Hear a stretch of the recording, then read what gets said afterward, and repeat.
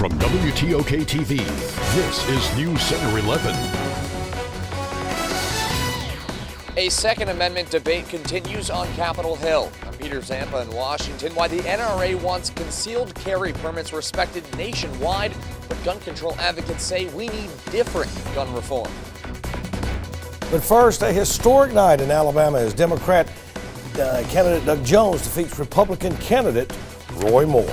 Newscenter 11 at 10 starts now.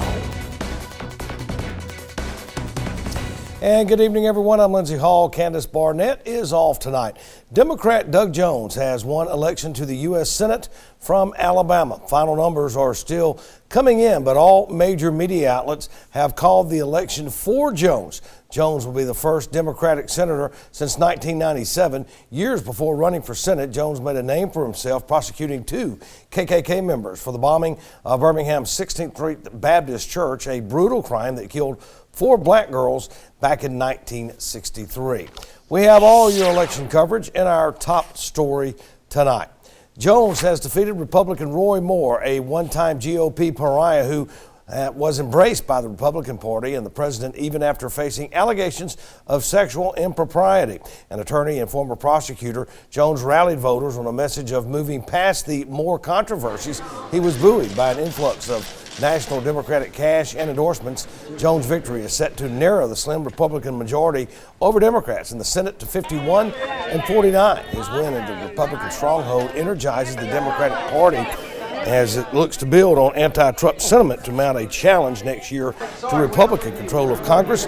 Alabama's Democratic Party has been on life support since Republicans gained ascendancy years ago, holding no statewide offices and a minority in each legislative chamber.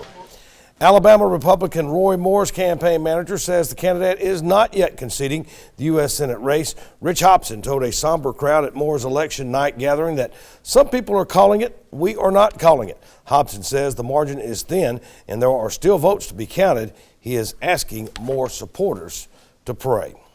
Here's a look at the number. These are not final yet, but with 96% of the votes counted, Doug Jones wins over Roy Moore with 635,425 votes. That's 49.6%. Roy Moore has 619,952. That's 48.8%.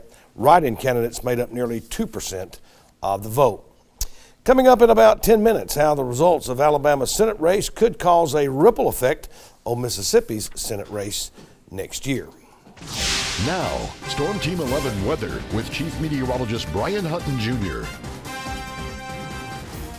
And another cold evening for us across the area. We're going to see a cold night tonight with temperatures getting even warmer as we head through tomorrow afternoon, as we'll climb back into the lower 60s with lots of sunshine as we head through your Wednesday, and we continue on our roller coaster ride as we'll make a run towards 70 Thursday before a cold front arrives to plummet us almost 20 degrees for Friday before we warm up 10 more degrees heading into Saturday. The rain chances, though, do stay away until Sunday with our second cold front. Complete details are in your 7-day forecast in just a few minutes. Lindsay?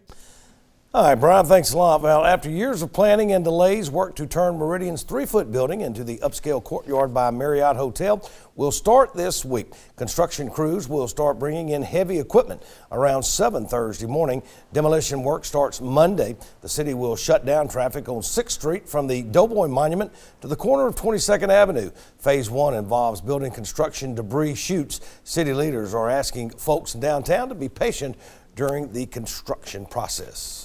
They're bringing in a special chute. They're going to start the construction part on the highest floor and work themselves down. So a lot of the debris and that sort of thing that they'll be demoing out of the building will start up higher, the higher floors, and go down. So, of course, however long it takes to bring that piece of equipment in will be how long that we have the street shut down. Mayor Bland says traffic on 22nd Avenue will return to normal once the work equipment is moved in over the next few days. The 3-foot project should be completed by spring 2019. For the first time, the East Mississippi Business Development Corporation opened its annual meeting today to the general public. Organizers say it was a day filled with good news. During the event, efforts were announced that will help give some downtown businesses a facelift. This will be done through a $25,000 grant from Mississippi Power.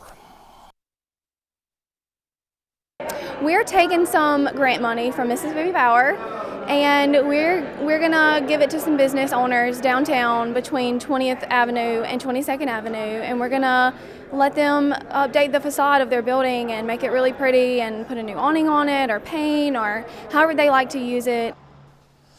Those funds will be divided between 4 businesses that applied to improve their buildings. The work is expected to start early next year.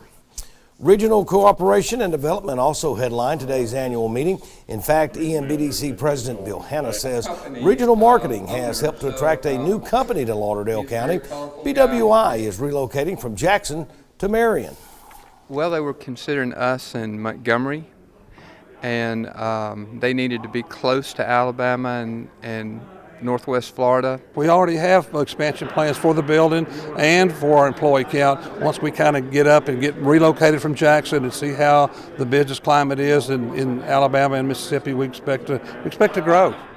BWI is a wholesale lawn and gardening distribution company. Construction for the site is still underway. The company will create at least 50 jobs. It's currently on track to open in late May or early June. Now to headlines in Mississippi. A fraternity's national office has closed its long-standing University of Mississippi chapter, citing health and safety concerns and violations of national standards. Local media reported Tuesday that Sigma Alpha Epsilon had made the move. The fraternity says that current members have been suspended indefinitely from the fraternity, and members recruited this fall have been released. Sigma Alpha Epsilon says it hopes someday to reestablish a chapter at Ole Miss. The national organization says it learned of continued activity after it ordered the chapter to stop unnamed behaviors. One Mississippi congressman's goals to strengthen the U.S. Navy is one step closer to becoming a reality.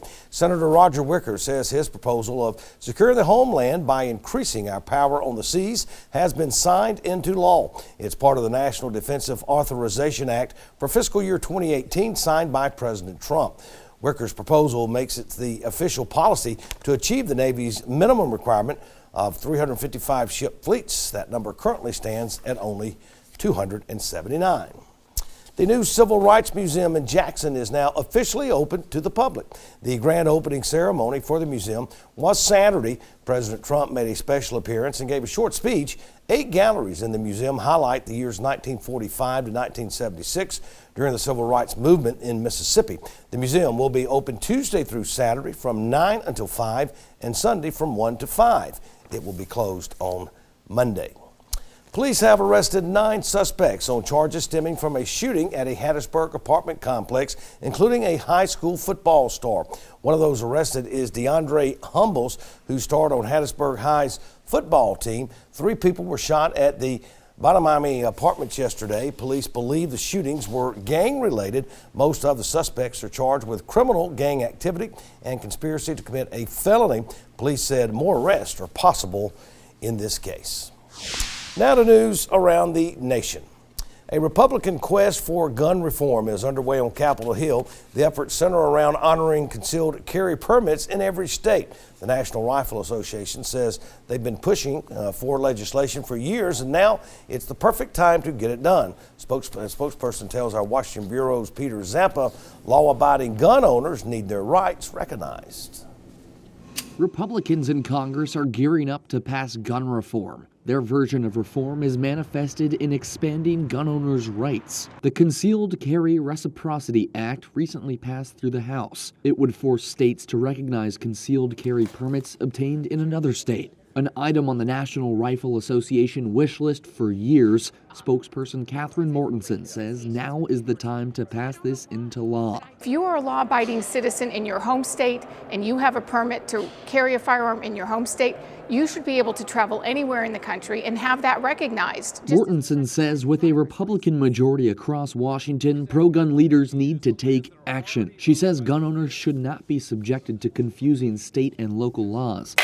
Mortensen says the Second Amendment shouldn't be up for debate. The consequence will be that law-abiding gun owners won't be able to protect and defend themselves as they travel across the country. In the wake of mass shootings in Nevada and Texas, gun control advocates say this is not the reform Congress should be focused on. That they can't, put their constituents' best interests in mind is a sad state of affairs. Connie Courtney with Moms Demand Action for Gun Sense in America says as mass shootings continue, the focus should be on strengthening background check systems. not expanding gun owner rights. She says recognizing more easily acquired permits in every state is dangerous. Our leaders in Washington continue to, kowtow to the NRA and the gun lobby leadership. The Concealed Carry Reciprocity Act now awaits action in the Senate. In Washington, I'm Peter Zampa. In Mississippi, there are nearly 50,000 active concealed carry permits. In Alabama, there are about 750,000. The national number to concealed carry permits is more than 16 million. Well, the White House is getting rare pushback from the Senate on some of the president's judicial nominees. Judiciary Committee Chairman Chuck Grassley asked the administration to reconsider the nomination of Jeff Mateer. He also told CNN the nomination of Brett Talley, who Trump picked to become a federal judge in Alabama, should not proceed. The move comes after the Senate spent much of the year seating young conservative federal judges at an unprecedented pace, but Mateer and Talley are especially controversial figures. Authorities say a cooking fire led to the destructive Skirball fire in Los Angeles. According to investigators, the cooking fire was sparked at an encampment in the densely populated Selva Vida Pass area last week. The fire went on to destroy 6 homes and damaged 12 others. At one point, about 700 homes and an apartment building were evacuated because of it. As of Tuesday, the fire was 85% contained. Officials say 2 firefighters were injured while fighting the blaze. It's not clear if the blaze is being considered intentional in nature. No arrests have been made. Coming up, local college graduates share their future plans, with many of them set to hit the job market in the middle of the holidays. And next, with the Alabama Senate race on everyone's mind, a political science professor talks about what Mississippi's race next year could be like. Temperatures are on an upward swing as we head towards our Friday. The forecast is after a check of the rivers.